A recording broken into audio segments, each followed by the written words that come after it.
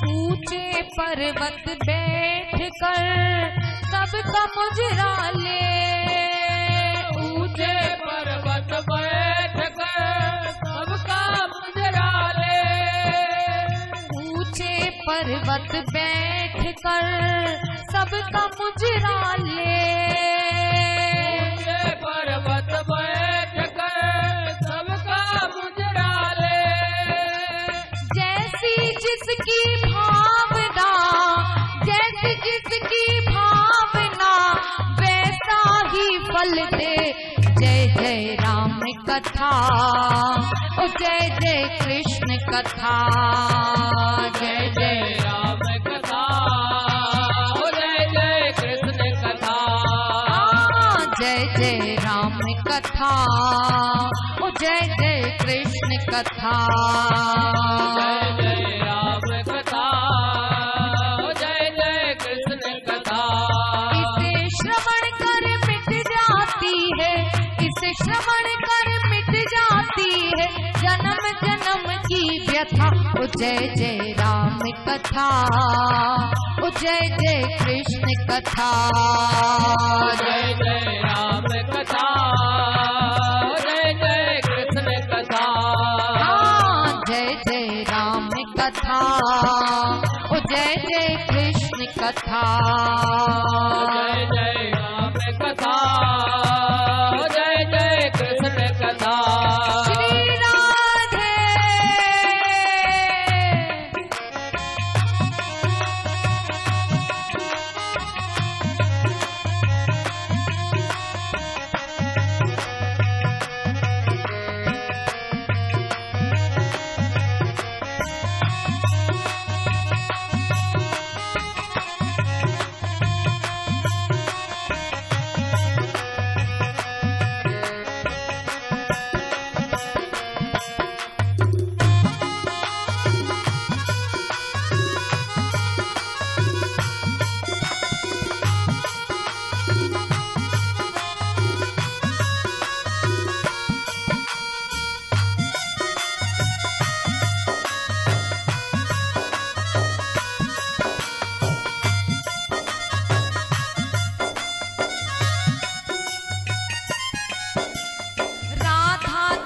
गुण गा रही, सुन लो प्रभु पुकार। राधा तेरे गुण गा रही, सुन लो प्रभु पुकार।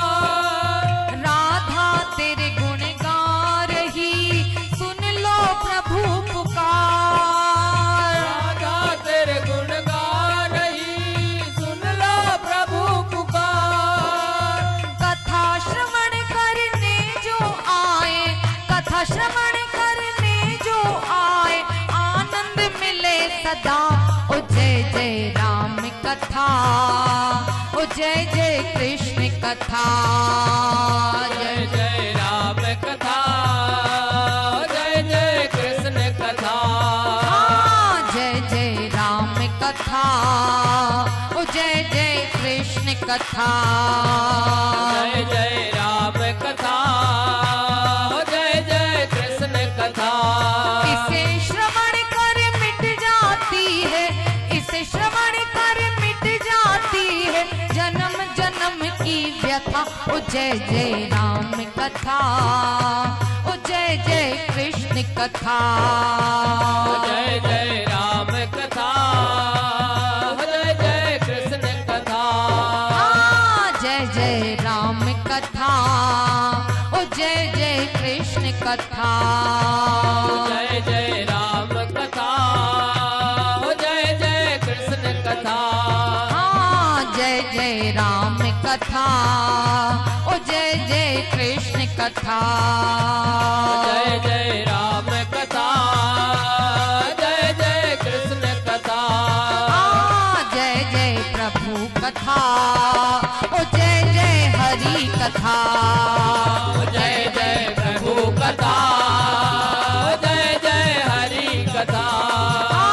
जय जय राम कथा, जय जय शिव कथा, जय जय राम कथा, जय जय शिव कथा, जय जय राम कथा, ओ जय जय कृष्ण कथा, जय जय राम कथा, जय जय कृष्ण कथा, जय जय राम कथा, ओ जय जय कृष्ण कथा।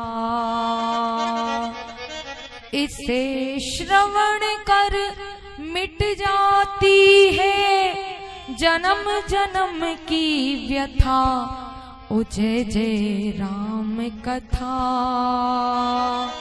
ओ जय जय राम कथा, ओ जय जय राम कथा, ओ जय जय राम कथा। बोलिए वृंदावन बिहारी लाल की, वृंदावन बिहारी लाल की जय। प्रभु की कथा को श्रवण करने से, चाहे शिव कथा हो, चाहे राम कथा हो, चाहे शक्ति की कथा हो, चाहे कृष्ण की कथा हो, प्रभु की कोई भी कथा को सुनने मात्र से जीवन की व्यथा जड़ से समाप्त हो जाती। ऐसा कोई संकट नहीं, ऐसी कोई पीड़ा नहीं, ऐसा कोई क्लेश नहीं, ऐसा कोई दुख नहीं जो भगवान की कथा से दूर न हो। परंतु जैसी जिसकी भावना वैसा ही फल दे। जो जैसी भावना को लेकर प्रभु की कथा में आता है, अगर मनोरंजन का साधन मानकर आता है तो उसे वही फल मिलता है। कोई प्रभु की कृपा मानकर आता है तो प्रभु की कथा में आकर प्रभु की कृपा से उसकी झोली भर जाती है। जो जिस उद्देश्य से प्रभु की कथा में आता है, जिस लक्ष्य के लिए आता है, उसका वो लक्ष्य पूरा कर देती है प्रभु की कथा।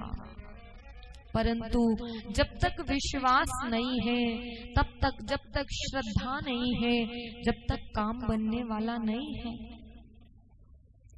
बिनु विश्वास भक्ति नहीं, बिनु विश्वास भक्ति नहीं, ते ही बिन द्रवही न राम, और राम कृपा बिन सपने हूँ, जीव न ले विश्राम।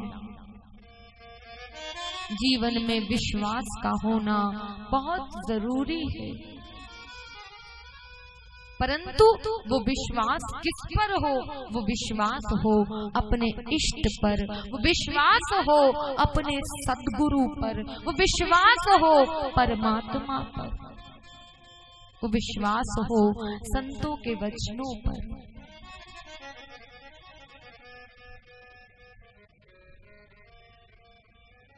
शबरी ने विश्वास किया तो प्रभु आए।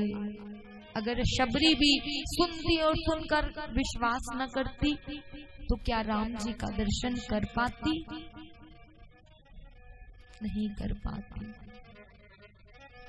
जिसने भी प्रभु पर विश्वास किया है, प्रभु दौड़े चले आए हैं। प्रभु ने कभी किसी का विश्वास नहीं तोड़ा।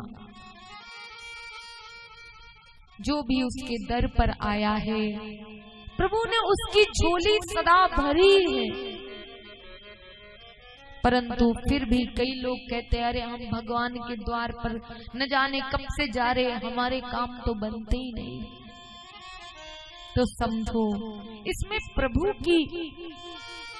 प्रभु की कृपा में कमी नहीं है। प्रभु तो अपनी कृपा की बौछार कर रहे हैं, हर घड़ी कर रहे हैं, हर पल कर रहे हैं। भगवान तो अपनी कृपा को लुटा रहे हैं, लूट सके तो लूट ले। परंतु प्रभु को के कृपा को लेने की हमें पात्रता तो हो, प्रभु की कृपा को समझने की हमें विवेक तो हो। प्रभु इशारा करते जाते हैं, प्रभु साधक को एक चीज से नहीं, हजारों तरीके से समझाते हैं, इशारा करते हैं, अब समझ जा, अब समझ जा, अब समझ जा। जो प्रभु का सच्चा दास होता है वो प्रभु के बगैर कहे ही समझ जाता है कि प्रभु मुझे क्या समझाना चाहते हैं। इसलिए जीवन में गुरु की आवश्यकता होती है, इसलिए जीवन में सद्गुरु धारण किए जाते हैं। हमारे सनातन धर्म में गुरु दीक्षा का विधान है, जब तक शिष्य गुरु के द्वारा कंठी नहीं पहनता तब तक उसे प्रभु की सेवा के लायक नहीं समझा जाता। कहते हैं बिना कंठीधारी व्यक्ति, बिना गुरु का जो जीव होता है उसके हाथ से पानी पीने में भी दोष लगता है। बिना कंठीधारी, बिना दीक्षित जो व्यक्ति होता है वो कितना भी धर्म कर्म कर ले, कितना भी भजन कर ले, जिस प्रकार एक छल्ली होती है, चन्नी होती है ना जिससे आटा छानते हैं, आपने देखा हो, तो उस चन्नी में आप पानी डालिए, पानी को डालते रहिए, क्या पानी रुकेगा बताइए? नहीं रुकेगा। एक टंकी डालिए, दो टंकी डालिए, तीन टंकी डालते रहिए, परंतु सारा पानी छन्नी के माध्यम से निकल जाए, रुकेगा नहीं।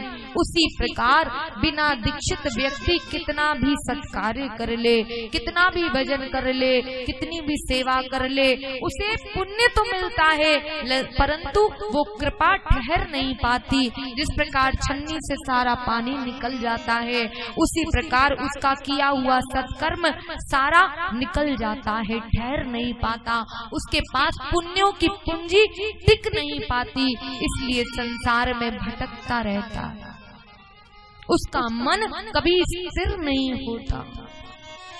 कभी मन कहेगा चलो यहाँ चले, कभी मन कहेगा चलो संसार में चले, और जिसका मन स्थिर नहीं होता उसकी गति सबसे बेकार हो जाती, ना इधर का रहता है ना उधर का रहता, ना घर का ना बाहर का, कहीं का नहीं रहता। इसलिए मन को स्थिरता प्रभु की कथा प्रदान करती है, सत्संग प्रदान करता है। सत्संग की महिमा अपरंपार है। सत्संग से ज्यादा महत्ता किसी और साधन की नहीं है।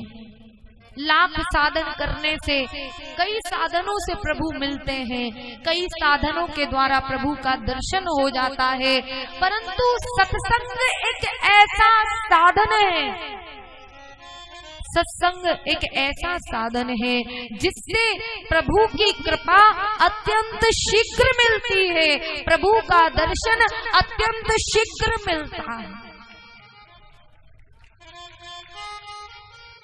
याद रखो, मैं कई बार कहती हूँ कि जीवन में प्रभु का दर्शन कभी भी हो सकता है, किसी भी वक्त हो सकता है, किसी भी जगह हो सकता है, परंतु जीवन में अगर पहली मुलाकात भगवान से कहीं होती है, जीवन में पहली अनुभूति भगवान की कहीं होती है, जीवन में पहला दर्शन भगवान का कहीं होता है, तो वो सत्संग में होता है, वो सत्संग में होता है।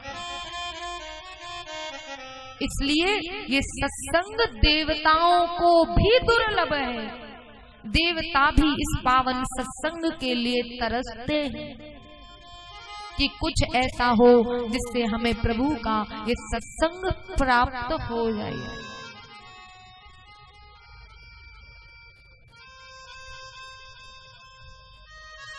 एक बार वशिष्ठ जी और विश्वामित्र जी आपस में वार्तालाप कर रहे थे, वार्तालाप करते करते चले गए। तो एक दिन वशिष्ठ जी का मन करा कि बहुत दिन हो गए विश्वामित्र जी से मिले नहीं हैं, इसलिए वशिष्ठ जी विश्वामित्र जी की कुटिया में चले गए।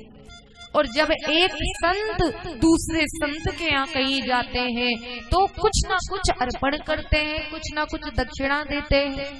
तो जब वशिष्ठ जी विश्वामित्र जी के यहाँ गए तो विश्वामित्र जी के मन में आया कि मुझे वशिष्ठ जी को कुछ देना चाहिए, क्योंकि जब कोई श्रेष्ठ, कोई संत, कोई साधु द्वार पर आते हैं या हम उनके द्वार पर जाते हैं तो कभी खाली हाथ नहीं जाना चाहिए। कभी पुत्री के यहाँ, बेटी के यहाँ जाओ तो कभी खाली हाथ मत जाओ,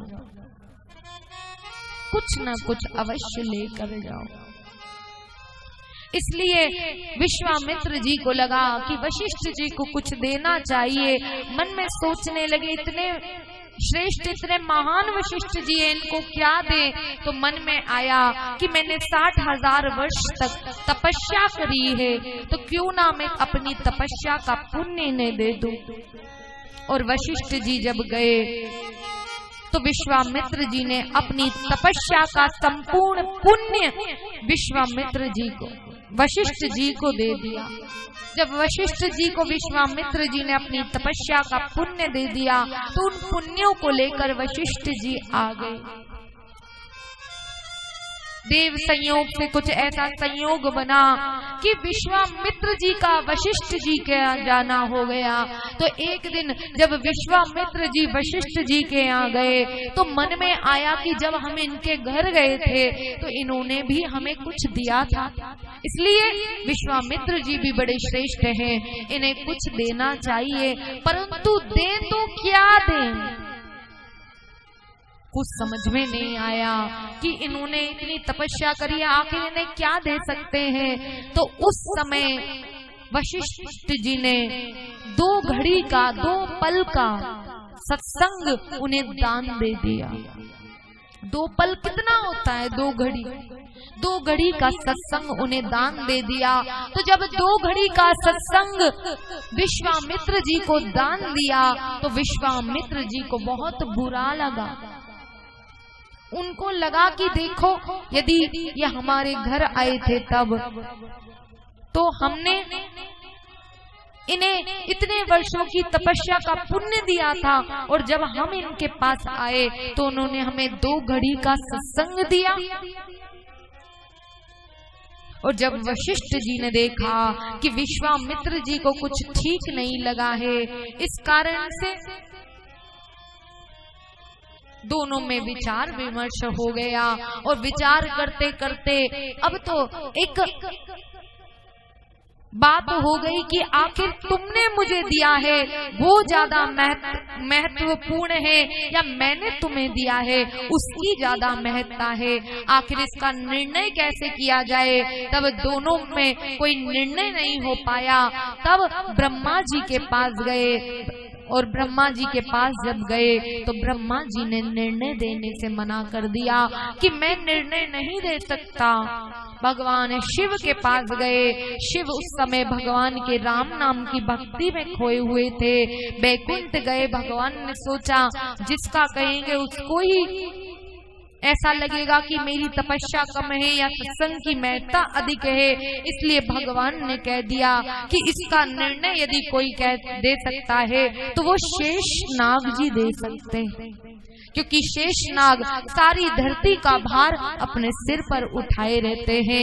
इस कारण से शेष नाग जी ही इतने समर्थ हैं कि इसका निर्णय दे सकते हैं। जब शेष नाग जी के पास गए और जाकर पूछा कि बताइए विश्वामित्र जी के द्वारा जो तपस्या का दान दिया गया वो ज्यादा महत्वपूर्ण है या वशिष्ठ जी के द्वारा 2 घड़ी का सत्संग दिया गया उसकी ज्यादा महत्ता है। तो शेष नाग जी ने विश्वामित्र जी से कहा कि मैं बताऊंगा तो तब, निर्णय तो तब ले पाऊंगा जब इस संपूर्ण ब्रह्मांड का भार एक पल के लिए मैं हटा पाऊंगा। इसलिए विश्वामित्र जी से कहा कि आप अपने तपस्या का बल लगाइए और तपस्या के बल से इस संपूर्ण ब्रह्मांड के भार को एक पल के लिए, 1 मिनट के लिए, 1 सेकंड के लिए आप पकड़ लीजिए। और जैसे ही ब्रह्मांड का भार देने लगे विश्वामित्र जी संभाल नहीं पाए, चिल्ला दिए और वापस शेषनाग जी को दे दिया। जब तपस्या के बल से उस ब्रह्मांड के भार को पकड़ नहीं पाए, तब शेषनाग जी ने वशिष्ठ जी से कहा कि अगर आप इस ब्रह्मांड के भार को कुछ पल के लिए संभाल लें तो मैं इसका निर्णय दे पाऊंगा। और जैसे ही ब्रह्मांड के संपूर्ण भार को वशिष्ठ जी को देने लगे और कहा कि आप अब अपने 2 घड़ी के सत्संग का पुण्य इस पे लगा दीजिए और ब्रह्मांड के भार को संभालिए। और जैसे ही वशिष्ठ जी ने 2 घड़ी के सत्संग के पुण्य का संकल्प किया और ब्रह्मांड के भार को संभाला तो ब्रह्मांड के भार को संभालने में सक्षम हो गए। जब सक्षम हो गए तो विश्वामित्र जी पूछने लगे कि बताइए किसकी महत्ता अधिक है। शेषनाग जी ने बोला, प्रत्यक्ष को प्रमाण की क्या आवश्यकता है, तुमने अपनी 60,000 वर्ष की तपस्या का फल लगाया लेकिन तुम ब्रह्मांड के भार को संभाल नहीं पाए। वो 2 घड़ी के सत्संग से वशिष्ठ जी ने इस भार को संभाल लिया है। इसलिए सत्संग की महिमा अपरंपार है, सत्संग की महिमा अपरंपार है।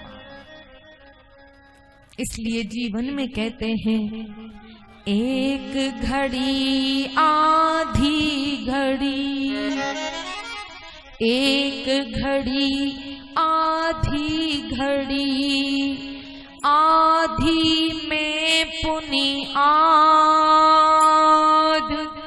एक घड़ी आधी घड़ी, आधी में पुनि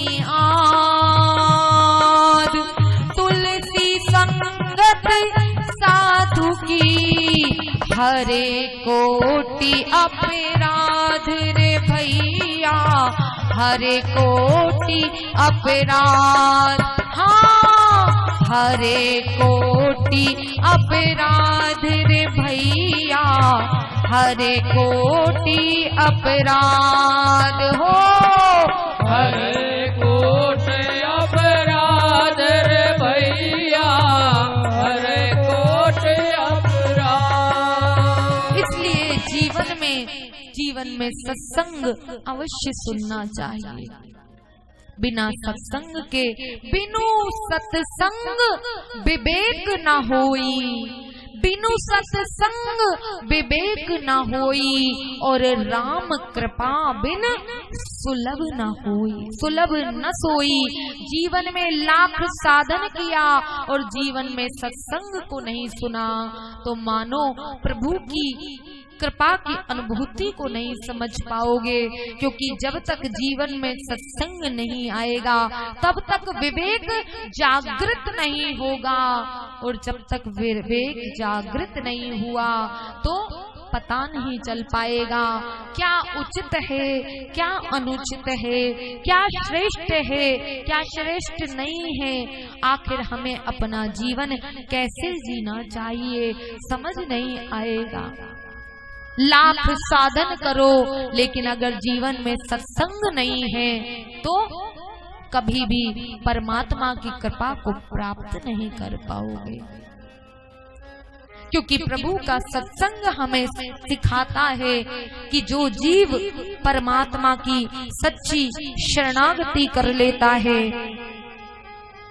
उसकी जीवन नैया कभी नहीं डूबती। परंतु लोगों का दुर्भाग्य है कि इतने पावन कुंभ में भी आकर, इतने संतों के सानिध्य में भी रहकर प्रभु की लीला को नहीं समझ पाते, प्रभु की इच्छा में अपनी इच्छा नहीं मिला पाते, अपने सद्गुरु की इच्छा में इच्छा नहीं मिला पाते। और याद रखो, जो जीवन में परमात्मा की इच्छा में अपनी इच्छा नहीं मिलाते, सद्गुरु की इच्छा में अपनी इच्छा को नहीं मिला पाते, वो संसार में कितने भी धनवान हो, कितने भी धनाढ्य बन जाएं, कितने भी बड़े बन जाएं, परंतु प्रभु की नजरों में सदैव गिरे हुए रहते। प्रभु की नजर कभी उनकी तरफ नहीं होती।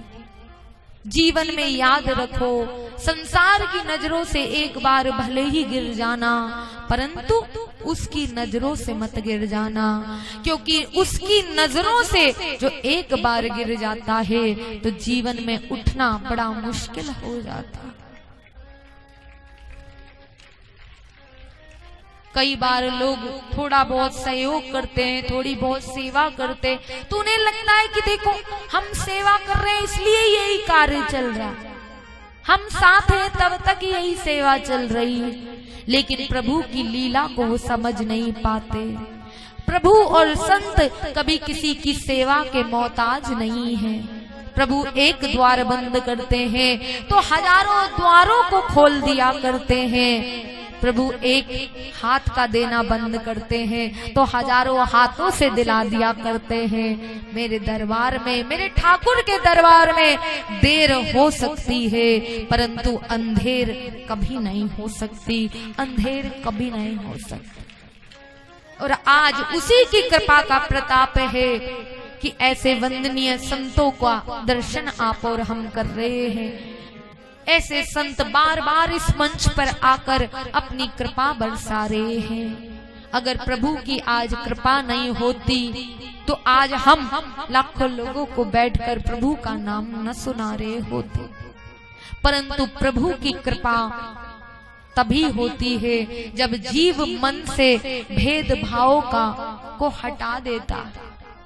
जब तक मन में भेदभाव है, ये छोटा है, ये बड़ा है, ये इस जाति का है, ये उस जाति का है, तो मानो जब तक है भेद मन में भगवान से जुदा है। खोलो जो दिल का दर्पण, इस घर में ही खुदा है, इस घर में ही खुदा। इसलिए जीवन में भेद दृष्टि न रखो।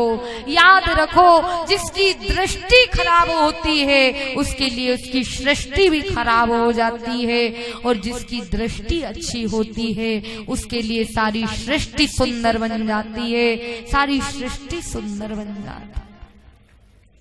इसलिए जीवन में परमात्मा को अपना बनाओ। संसार के लिए लाख साधन कर दो, संसार के लिए लाख कृपा कर दो, अपने जीवन भर की तपस्या भी संसार के उसमें लगा दो, फिर भी जीवन में संसार वाले तुम्हारे अपने होने वाले नहीं। हम तो कई बार गुरुदेव से भी कहते हैं, इतनी तपस्या करते हैं, न जाने 26 सालों हो गए, 26 सालों से ऐसे ही बैठे हुए, कभी लेटते नहीं, कभी सोते नहीं। तो कई बार अपात्र लोग उनके पास आते हैं जो इस योग्य नहीं है, ना भजन करते हैं, ना सेवा करते हैं, कुछ नहीं करते। ऐसे लोग आते हैं, उनको भी बदले में आशीर्वाद देते हैं या कई बार उनका कल्याण करते हैं, तो हमें बड़ा दुख होता। क्यों? शक्ति कभी भी व्यर्थ हाथों में नहीं देनी चाहिए। शक्ति अगर गलत हाथों में चली जाए तो वो अर्थ का अनर्थ कर देती। भगवान ने भस्मासुर को शक्ति तो दी, लेकिन भस्मासुर उस शक्ति को पाकर भगवान को ही नष्ट करने की सोचने लगा। तो कई बार हम कहते हैं कि जो इस योग्य नहीं है, अपात्र नहीं है, उसको नहीं देना चाहिए। लेकिन संतों का जीवन केवल दया का होता है। कई बार फिर वो प्रत्यक्ष देखने में भी मिलता है, तो कई बार फिर हम कटु वचनों से कहते हैं कि हमने कहा था ना, क्योंकि ये संसार कभी किसी का हुआ नहीं है और ना हो सकता है। इसलिए परमात्मा ने अगर शक्ति दी है, उसे किसी भक्त को सौंप दोगे, उसे किसी कृपा पात्र को सौंप दोगे, तो तुम्हारी उस शक्ति को का प्रयोग कर कर जब वो करोड़ों लोगों का उद्धार करेगा, तो परमात्मा भी तुमसे प्रसन्न हो जाएंगे कि तूने मेरे दिए हुए प्रसाद को किसी कृपा पात्र को तो दिया, लेकिन कृपा प्राप्त कर कर किसी अपात्र जीव को कुछ दे जाओगे तो परमात्मा भी दुखी हो जाएगा कि मैंने इसको देकर अच्छा नहीं किया। इसलिए जीवन में प्रभु की शरण में जो रहता है उसका परमात्मा कल्याण करते हैं। इसलिए भक्त सदैव प्रभु की शरण में रहता है और प्रभु से यही कहता है कि प्रभु जहां ले चलोगे वहीं मैं रहूंगा। आइए प्रभु से एक प्रार्थना करें।